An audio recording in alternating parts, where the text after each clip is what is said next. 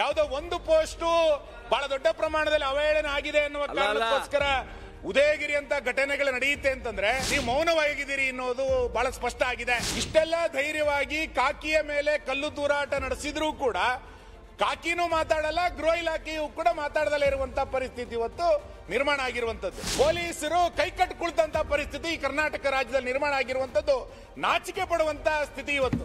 ಇಂತಹ ಪರಿಸ್ಥಿತಿ ಕರ್ನಾಟಕದಲ್ಲಿ ಯಾವತ್ತೂ ಕೂಡ ಬಂದಿರಲಿಲ್ಲ. ಒಬ್ಬರು ಸಚಿವರೇ ಪೊಲೀಸರ ತಪ್ಪು ಮಾಡಿರು ಅನ್ನುವಷ್ಟರ ಮಟ್ಟಿಗೆ ಉದಯಗಿರಿ ಘಟನೆಯನ್ನು ಉಲ್ಲೇಖ ಮಾಡಿ ಒಬ್ಬರು ಸಚಿವರು ಹೇಳಿಕೆ ಕೊಟ್ಟಾಗ ಪೊಲೀಸರ ನೈತಿಕ ಸ್ಥಿತಿ ಏನಾಗುತ್ತೆ? ಹಿಂದೂ ಸಮಾಜವನ್ನು ಅವಹೇಳನ ಮಾಡುವಂತ ನೂರಾರು ಪೋಸ್ಟ್ಗಳು ಬರ್ತಾ ಇದೆ. ಯಾವುದೋ ಒಂದು ಪೋಸ್ಟ್ ಬಹಳ ದೊಡ್ಡ ಪ್ರಮಾಣದಲ್ಲಿ ಅವಹೇಳನ ಆಗಿದೆ ಅನ್ನುವ ಕಾರಣಕ್ಕೋಸ್ಕರ ಉದಯಗಿರಿ ಅಂತ ಘಟನೆಗಳು ನಡೆಯುತ್ತೆ ಅಂತಂದ್ರೆ ನೀವು ಒಂದು ಗುಂಪನ್ನ ಎಲ್ಲೇ ಮೀರಿದ್ರೂ ಕೂಡ ನೀವು ಮೌನವಾಗಿದ್ದೀರಿ ಅನ್ನೋದು ಬಹಳ ಸ್ಪಷ್ಟ ಆಗಿದೆ. ಅಪರಾಧಿಗಳು ಏನಾಗ್ಬಿಟ್ಟಿದೆ ಅಂತ ಕೇಳಿದ್ರೆ ಈ ಸರ್ಕಾರ ನಮಗೆ ರಕ್ಷಣೆ ಕೊಡುವಂತ ಸರ್ಕಾರ, ನಾವ್ ಏನ್ ಮಾಡಿದ್ರು ರಕ್ಷಣೆ ಕೊಡ್ತಾ ಇದೆ ಈ ಸರ್ಕಾರ ಅಂತೇಳಿ ಅಪರಾಧಿಗಳಿಗೆ ಅನ್ನಿಸ್ಲಿಕ್ಕೆ ಶುರು ಆಗ್ಬಿಟ್ಟಿದೆ. ಆ ಕಾರಣಕ್ಕೋಸ್ಕರ ಇಷ್ಟೆಲ್ಲ ಧೈರ್ಯವಾಗಿ ಕಾಕಿಯ ಮೇಲೆ ಕಲ್ಲು ತೂರಾಟ ನಡೆಸಿದ್ರೂ ಕೂಡ ಕಾಕಿನೂ ಮಾತಾಡಲ್ಲ, ಗೃಹ ಇಲಾಖೆಯೂ ಕೂಡ ಮಾತಾಡದಲ್ಲೇ ಇರುವಂತಹ ಪರಿಸ್ಥಿತಿ ಇವತ್ತು ನಿರ್ಮಾಣ ಆಗಿರುವಂತದ್ದು. ಬೇರೆ ಬೇರೆ ರಾಜ್ಯಗಳಲ್ಲಿ ಹೆಣ್ಣು ಮಕ್ಕಳ ಮೇಲೆ ಹಲ್ಲೆ ಆದಾಗ ಅಥವಾ ಮಠ ಮಂದಿರಗಳ ಮೇಲೆ ದಾಳಿಗಳಾದಾಗ ಹೆಂಗೆ ಪೊಲೀಸ್ ಇಲಾಖೆ ದಿಟ್ಟ ಕ್ರಮಗಳನ್ನು ಕೈಗೊಂಡಿದೆ ಅನ್ನುವಂಥ ಉದಾಹರಣೆ ನಮ್ಮ ದೇಶದ ಬೇರೆ ಬೇರೆ ರಾಜ್ಯಗಳಲ್ಲಿ ಇದೆ. ಆದರೆ ಕರ್ನಾಟಕದಲ್ಲಿ ಹಿರಿಯ ಪೊಲೀಸ್ ಅಧಿಕಾರಿಗಳ ಮೇಲೆ ಕಲ್ಲು ತೂರಾಟ ಮಾಡಿದ್ರೂ ಕೂಡ ಪೊಲೀಸರು ಅಸಹಾಯಕರಾಗಿರುವಂತಹ ಪರಿಸ್ಥಿತಿ ಯಾಕೆ ಕರ್ನಾಟಕದಲ್ಲಿ ನಿರ್ಮಾಣ ಆಯಿತು ಅಂದ್ರೆ, ನಾನು ಅದಕ್ಕೆ ಆರಂಭದಲ್ಲಿ ಹೇಳಿದ್ದು, ಈ ಇಲಾಖೆ ಇದು ಜನಸ್ನೇಹಿ ಇಲಾಖೆ ಸಾಮಾನ್ಯರಿಗಲ್ಲ, ಅಪರಾಧಿಗಳಿಗೆ ಜನಸ್ನೇಹಿ ಆಗ್ಬಿಟ್ಟಿದೆ, ಕ್ರಿಮಿನಲ್ಗಳಿಗೆ ಜನಸ್ನೇಹಿ ಆಗ್ಬಿಟ್ಟಿದೆ ಪೊಲೀಸ್ ಇಲಾಖೆ. ಯಾರು ದೊಂಬಿಗಳನ್ನ ಮಾಡ್ತಾರೆ ಅಂತವರಿಗೆ ಈ ಪೊಲೀಸ್ ಇಲಾಖೆ ಜನಸ್ನೇಹಿ ಆಗ್ಬಿಟ್ಟಿದೆ. ಇಡೀ ಕ್ರಿಮಿನಲ್ಗಳ ಎದುರು ಪೊಲೀಸರು ಕೈಕಟ್ಟು ಕುಳಿತಂತ ಪರಿಸ್ಥಿತಿ ಈ ಕರ್ನಾಟಕ ರಾಜ್ಯದಲ್ಲಿ ನಿರ್ಮಾಣ ಆಗಿರುವಂತದ್ದು ನಾಚಿಕೆ ಪಡುವಂತಹ ಸ್ಥಿತಿ ಇವತ್ತು. ಇಂತಹ ಪರಿಸ್ಥಿತಿ ಕರ್ನಾಟಕದಲ್ಲಿ ಯಾವತ್ತೂ ಕೂಡ ಬಂದಿರಲಿಲ್ಲ. ಮೊದಲನೇ ಬಾರಿಗೆ ಕರ್ನಾಟಕದಲ್ಲಿ ಇಂತಹ ಪರಿಸ್ಥಿತಿ ಬಂದಿರುವಂತದ್ದು ಅತ್ಯಂತ ನಾಚಿಕೆಗೇಡಿನ ಸಂಗತಿ. ಮಾನ್ಯ ಅಧ್ಯಕ್ಷರೇ, ಹರ್ಷ ಕೇಸ್ ಬೆಂಗಳೂರಿನಂತ ಮಹಾನಗರ ಅವಾಗ ನಿಮ್ ಸರ್ಕಾರ ಇರಲಿಲ್ವಾ? ಗೋಪಾಲಕೃಷ್ಣ ಮಾನ್ಯ ಅಧ್ಯಕ್ಷರೇ ಮಾತಾಡೋದಲ್ಲ ಅಲ್ಲ, ಹೌದಣ್ಣ, ನಿಮ್ ಕಾಲದಲ್ಲಿ ಹರ್ಷನ್ ಕೇಸ್ ಆಗಿದ್ದು, ನಿಮ್ ಕಾಲದಲ್ಲಿ ಪ್ರವೀಣ್ ಹತ್ಯೆ ಕೇಸ್ ಆಗಿದ್ದು, ಆವಾಗ ನಡೆದಿದ್ದೆಲ್ಲ ಕಣ್ಣು ಮುಚ್ಕೊಂಡಿದ್ರಲ್ವಾ? ಸನ್ಮಾನ್ಯ ಸಭಾಧ್ಯಕ್ಷರೇ, ಬಹಳ ಜನ ಇಲ್ಲಿ ಆ ಕಡೆಯವರು ತಮ್ಮ ಮತಗಳ ಆಶೆಗಾಗಿ ಒಂದು ವರ್ಗವನ್ನ ಓಲೈಸುತ್ತಿರೋದು ಸ್ಪಷ್ಟವಾಗಿ ಗೋಚರ ಆಕೈತಿ. ನೀವು ಮಾತಾಡ್ತಾ ಇರೋದು ಮತಗಳಿಗೋಸ್ಕರನೇ. ಒಂದೇ ನಿಮಿಷ ಮಾತ್ರ ಬಂದಾಗ ಮಾತ್ರ ನಿಮ್ ವಿಚಾರನ ಹೇಳಿ. ನೀವು ಮಾಡ್ತಾ ಇರೋದು ಮತಗಳಿಗೋಸ್ಕರ. ಎಲ್ಲರೂ ಮತಗೋಸ್ಕರನೇ ನೀವು ಇನ್ಸಿಡೆಂಟ್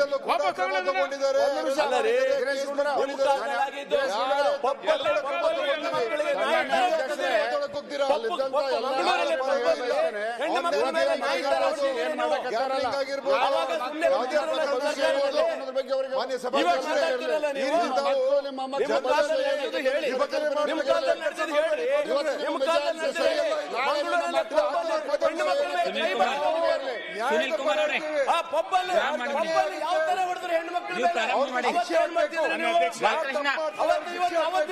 ಯಾರ ಪದನೂ ಇಲ್ಲ. ನಮ್ಗೆ ಹಿಂದೂನು ಒಂದೇ, ಮುಸಲ್ಮಾನ ಒಂದೇ, ನಿಮ್ಗೆ ಮಾಡಿ ನಮ್ಗೆ ಎಲ್ಲರೂ ಒಂದೇ, ಹಿಂದೂನು ಒಂದೇ, ಮುಸಲ್ಮಾನ ಒಂದೇ, ಕ್ರೈಸ್ತ ಒಂದೇ. ಅದು ನಿಮ್ಗೆ ಭಾವನೆ ಇಲ್ಲ.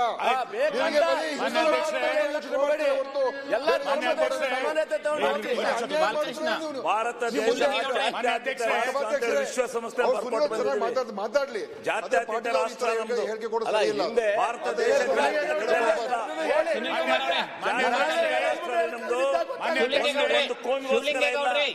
ಇಡೀ ವಿಶ್ವಸಂಸ್ಥೆ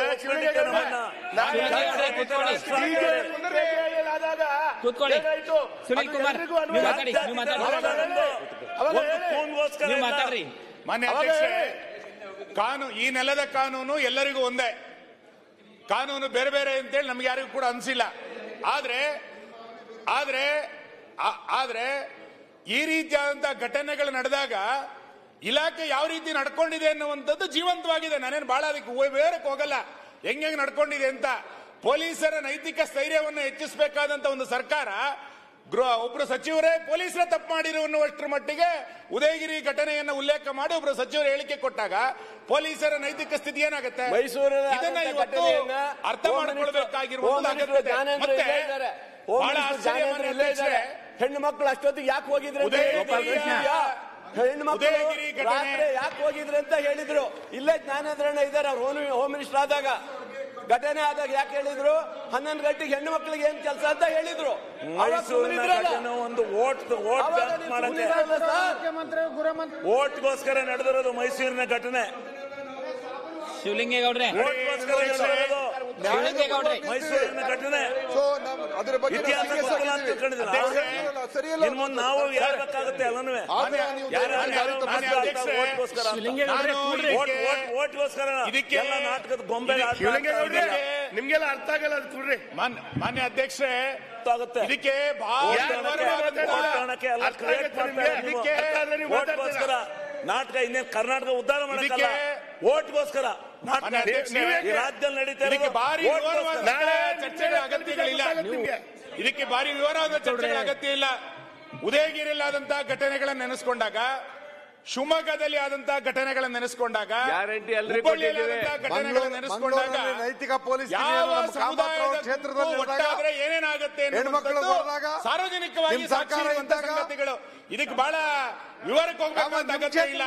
ನಿಮಗೆ ಇನ್ನೂ ಸ್ಪಷ್ಟವಾಗಿ ಹೇಳ್ಬೇಕು, ಹಿಂದೂಗಳು 1000 ಜನ ಒಟ್ಟಾದ್ರೆ ಮುಸಲ್ಮಾನರು 1000 ಜನ ಒಂದಾದ್ರೆ ತಂಗಿ ಆಗುತ್ತೆ.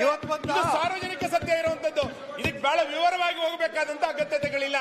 ಇದನ್ನ ಸರ್ಕಾರ ಅರ್ಥ ಮಾಡಿಕೊಳ್ಳೋದ್ರಲ್ಲಿ ಎಲ್ಲ ಒಂದು ಕಡೆ ವಿಫಲ ಆಗಿದೆ ಅಂತ ಅನ್ನಿಸ್ತಾ ಇದೆ. ಇಲ್ಲ ಸುನೀಲ್ ಕುಮಾರ್ ಅವರೇ, ಮತ್ತೆ ಹೇಳಿ ಪರೇಶ್ ಮೇಸ್ತಾ ಕೇಸ್ನಲ್ಲಿ ಏನಾಯ್ತು ಹೇಳಿ. ಪರೇಶ್ ಮೇಸ್ತಾ ಕೇಸ್ನಲ್ಲಿ ಏನಾಯ್ತು ಹೇಳಿ.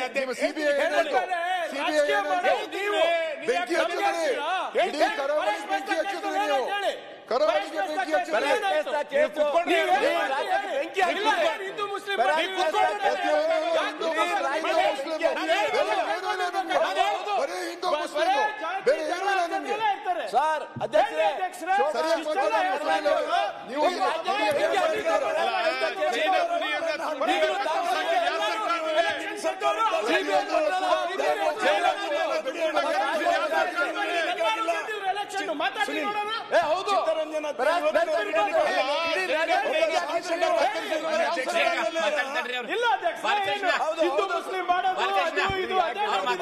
ಅಧ್ಯಕ್ಷರೇ, ಸರ್ಕಾರಿ ಮಾನ್ಯ ಅಧ್ಯಕ್ಷರೇ, ಇವರೆಲ್ಲ ಸೇರ್ಕೊಂಡು ರಾಜ್ಯದಲ್ಲಿ ಅಧಿಕಾರಿ ಬಂದ್ರಿ ನೀವು. ಸಹಜ ಕೊಲೆ ಆಯ್ತು, ಅದ್ರ ಬಗ್ಗೆ ಮಾತಾಡ್ರಿ. ನಾವು ಪ್ರಚೋದನೆ ಕೊಡ್ತಾ ಇದೀವ, ನೀವು ಪ್ರಚೋದನೆ ಕೊಡ್ತಾ ಇದ್ದೀರಾ? ಎಲ್ಲಾನು ಸರ್ಕಾರಿ ಪ್ರಾಯೋಜಿತ ಅಂದ್ರೆ ಏನ್ ಅಧ್ಯಕ್ಷರೇ ಇದು? ಹೇಳಿ ಫಸ್ಟ್, ಅದು ಹಿಂದೆ ನಡೆದಿದ್ದ ಘಟನೆ ಬಗ್ಗೆ ಹೇಳಿ. ಮಾನ್ಯ ಬಗ್ಗೆ ಮಾತಾಡ್ಲಿ, ತಾವು ಮಾತಾಡಿ. ಎಲ್ಲರೂ ಎಲೆಕ್ಷನ್ ಅದ್ರ ಅವನ ಹೆಸರು ಮೇಲೆ ಗೆದ್ದಿರೋದಲ್ಲ, ಮಾನ್ಯ ಅಧ್ಯಕ್ಷರೇ ಬಗ್ಗೆ ಮಾತಾಡ್ತಾರೆ ಅಧ್ಯಕ್ಷರೇ. ಸಿಬಿಐ ತನಕ ಹೋಯ್ತು, ಫೋರೆನ್ಸಿಕ್ ರಿಪೋರ್ಟ್ ಬಂತು, ಎಲ್ಲರೂ ಮಾಡೋದ್ ಮಾಡ್ತಾರೆ. ಮಂತ್ರಿಗಳನ್ನ ಕೂರಿಸ್ತಿಲ್ಲ ಅಂದ್ರೆ ಅಲ್ಲ, ಅವ್ರು ಕುತ್ಕೋತಾರಪ್ಪ. ನೀವು ಪ್ರಾರಂಭ ಮಾಡಿ, ನೀವು ಪ್ರಾರಂಭ ಮಾಡಿ,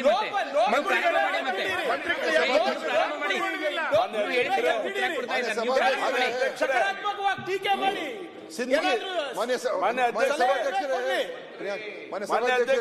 ಸಿಂದಗಿಯಲ್ಲಿ ಪಾಕಿಸ್ತಾನ ಧ್ವಜ ಯಾರು ಹಾರಿಸಿದ್ರು?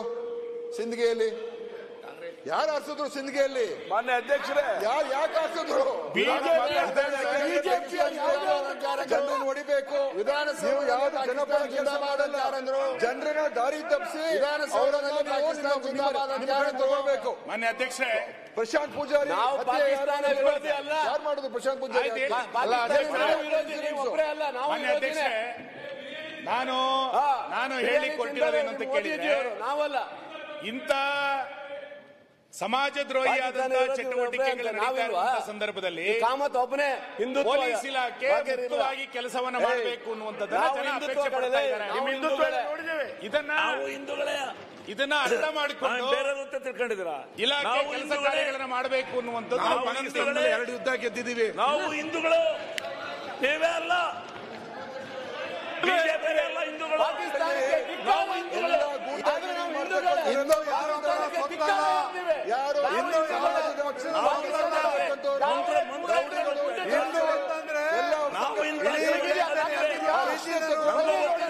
ಸಂವಿಧಾನ ಗೌರವ ಇಡೀ ಕರಾವಳಿ